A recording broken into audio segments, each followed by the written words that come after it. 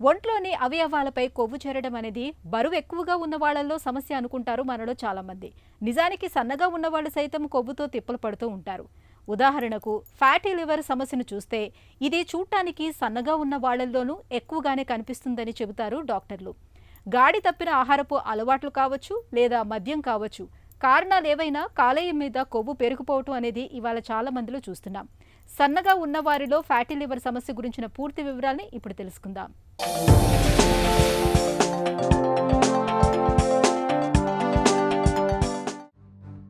మన కాలేయం గురించి పెద్దగా పట్టించుకోగానే ఇది మన కోసం చాలానే కష్టపడుతుంది. రక్తంలోంచి విషతుల్యాలను వేరు చేస్తుంది. తిన్న ఆహారం జీర్ణం కావటానికి తోడ్పడుతుంది. రక్తంలో గ్లూకోజ్ మోతాదులు స్థిరంగా ఉండటానికి సాయం చేస్తుంది. ఇలా ఎన్నెన్నో పనుల్లో పాలు పంచుకుంటుంది. ఇలాంటి కాలేయానికి ఇప్పుడు కొవ్వు పెద్ద సమస్యగా మారుతోంది. ప్రస్తుతం ఎంతోమంది కాలేయానికి కొవ్వు పట్టే సమస్యతో బాధపడుతూ ఉండటమే దీనికి నిదర్శనం. నిజానికి కాలేయ కణాల్లో ఎంతో కొంత కొవ్వు ఉండటం మామూలే. శరీరంలో మిగతా అవయవాల మాదిరిగానే కాలేయంలోనూ కొవ్వు పోగుపడచ్చు. కొంతవరకు ఉంటే ఇబ్బంది ఏమీ ఉండదు, కానీ మితిమీరితే మాత్రం కాలేయాన్ని దెబ్బతీస్తుంది.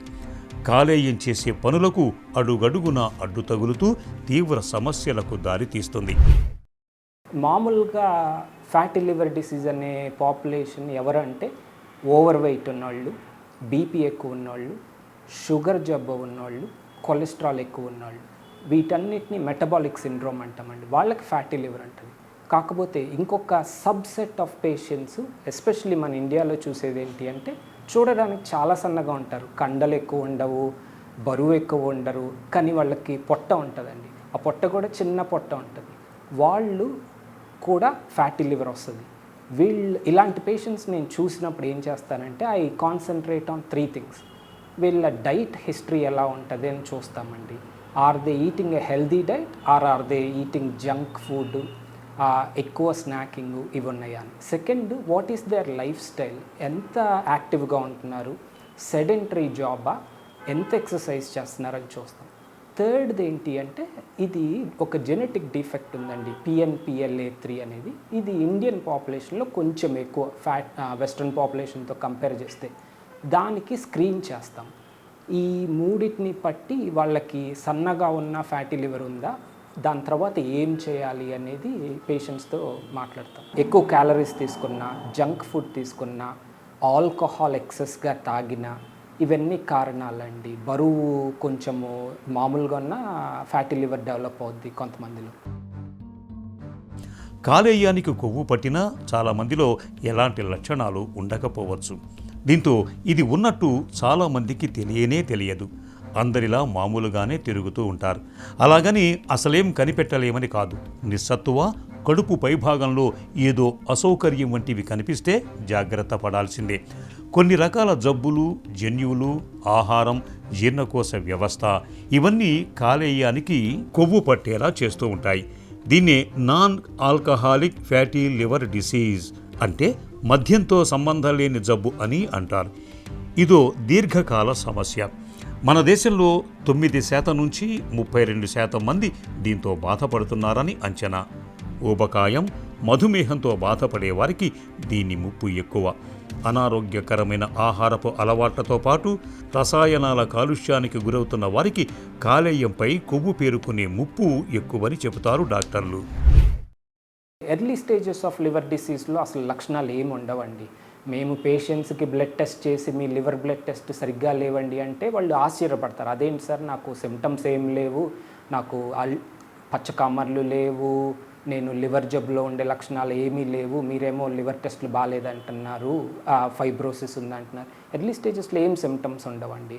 అది లేట్ స్టేజెస్ ఫైబ్రోసిస్, సిర్రోసిస్లోనే సిమ్టమ్స్ స్టార్ట్ అవుతాయి.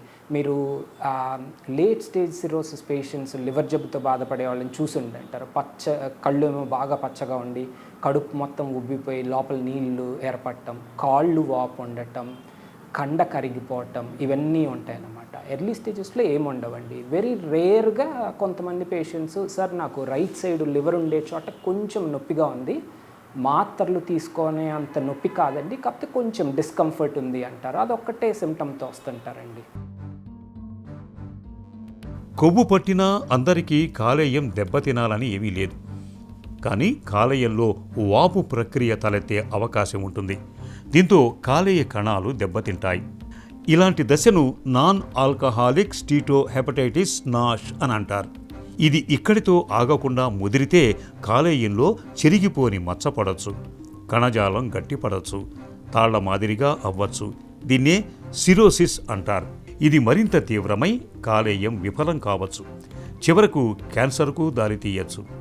అదృష్టం ఏంటంటే కాలేయం దెబ్బతిన్నా తిరిగి కోలుకోవటానికి అవకాశం ఎక్కువగా ఉంటుంది.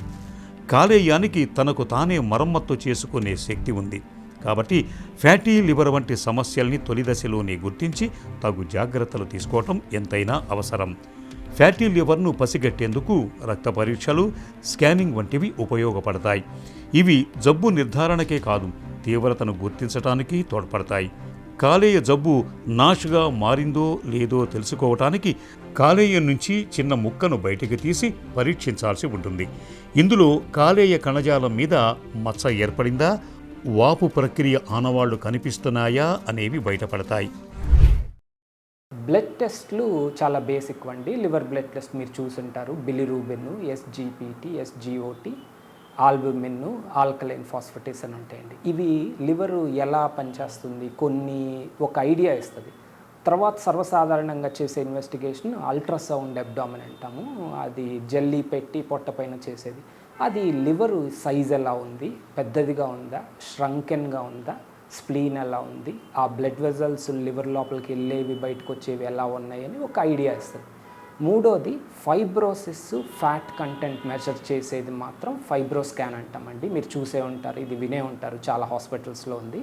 ఇది అసలు నొప్పే ఉండదు, 10 నిమిషాలు కూడా పట్టదు స్కాను.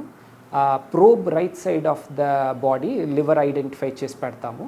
వెంబడే ఒక 2 మినిట్స్లో అది 10 రీడింగులు తీసుకొని 2 అంకెలు వస్తాయి. ఇందులో ఫస్ట్ది క్యాప్ రీడింగ్ అంటామండి. ఇది లివర్లో ఎంత కొవ్వు ఉంది, ఫ్యాట్ ఎంత ఉంది అనేది చెప్తుంది అనమాట. 240 కన్నా ఎక్కువ ఉంటే ఆ రీడింగు ఫ్యాటీ లివర్ ఉన్నట్టు అని. రెండో రీడింగ్ మాత్రం ఒక డెసిమల్ పాయింట్తో ఉండే అంకె ఉంటుందండి. 6.6 కిలోపాస్కల్స్, 5 కిలోపాస్కల్స్ ఇలా నెంబరు. ఇది లివర్ స్టిఫ్నెస్ని మెజర్ చేస్తుంది. హెల్దీగా ఉండే లివరు చాలా సాఫ్ట్గా ఉండాలి. లివర్ కానీ ఏ జబ్బు వల్ల అయినా ఎఫెక్ట్ అయిందనుకోండి, ఆల్కహాల్ వల్ల కానీ, hepatitis B, hepatitis C virus, fatty liver వల్ల కానీ, ఇంకేమైనా లివర్ జబ్బుల వల్ల అది ముదురుద్ది. అది ముదిరిన తర్వాత గట్టిగా అవుతుంది అన్నమాట. లివర్ కొంచెం బిరుసుగా గట్టిగా అవుద్ది. అదే కానీ ట్రీట్మెంట్ తీసుకోలేదు, ఆ కండిషన్స్ అన్నీ అలానే కంటిన్యూ అవుతున్నాయి అంటే ఈ ముదిరిన లివర్ బాగా గట్టిపడి సిరోసిస్గా మారిపోద్ది. ఎర్లీ స్టేజెస్ ఆఫ్ ఫ్యాటీ లివర్ని గ్యారంటీగా రివర్స్ చేయగలుగుతామండి. సివియర్ స్కారింగ్ లేదనుకోండి, డైట్, రెగ్యులర్ ఎక్సర్సైజు, డాక్టర్ దగ్గర ఇంకేమైనా మందులు ఉన్నాయా, ఫ్యాటీ లివర్కి ఇప్పుడు మందులు ఉన్నాయండి, ఇవన్నీ తీసుకోవటం వల్ల డెఫినెట్గా రివర్స్ అవుతుంది. అదే కానీ సిర్రోసిస్ స్టేజ్లో మీరు మా దగ్గరకు వచ్చారు అంటే it's too late, we can't reverse it. అంత రివర్స్ మాత్రం కాదండి, కానీ ఎర్లీ స్టేజెస్లో it's definitely reversible fatty liver అనేది. తొలి దశలో కొన్ని జాగ్రత్తలు తీసుకోవటం ద్వారా దెబ్బతిన్న కాలేయాన్ని తిరిగి సరిచేసుకునే అవకాశం ఉంది. వీటిల్లో అన్నిటికన్నా సమర్థమైనవి జీవనశైలి మార్పులే. ముఖ్యంగా బరువు తగ్గించుకోవటం ఎంతగానో ఉపయోగపడుతుంది. శరీర బరువులో సుమారు 7% తగ్గించుకున్నా చాలు, నాష్ నుంచి బయటపడవచ్చు. అదే కనీసం 10% బరువు తగ్గించుకుంటే కాలేయం గట్టిపడటాన్ని, మచ్చను వెనక్కు మళ్లించుకోవచ్చు. ఇక మంచి పోషకాహారం తీసుకోవాలి. కొవ్వులు, నూనె పదార్థాలు తగ్గించాలి. చేపలు, అవిసె గింజలు, అక్రోట్ల వంటివి తినటం మంచిది. పండ్లు, కూరగాయలు, పొట్టు తీయని ధాన్యాలు ఎక్కువగా తీసుకోవాలి. కూరగాయలు, పండ్లను శుభ్రంగా కడిగిన తర్వాతే తినాలి. దీంతో పురుగు మందుల ప్రభావాలను తగ్గించుకోవచ్చు. చక్కెర ఎక్కువగా ఉండే కూల్ డ్రింకులు, స్పోర్ట్స్ డ్రింకులు, పానీయాల వంటి వాటికి దూరంగా ఉండాలి. పొగ తాగితే మద్యంతో సంబంధం లేని కాలేయ కొవ్వు సమస్య ముప్పు పెరుగుతుంది. కాబట్టి సిగరెట్లు, బీడీలు, చుట్టల వంటి వాటికి దూరంగా ఉండాలి. రోజు క్రమం తప్పకుండా వ్యాయామం చేయాలి. ఇది కాలేయం ఆరోగ్యానికి ఎంతో మేలు చేస్తుంది.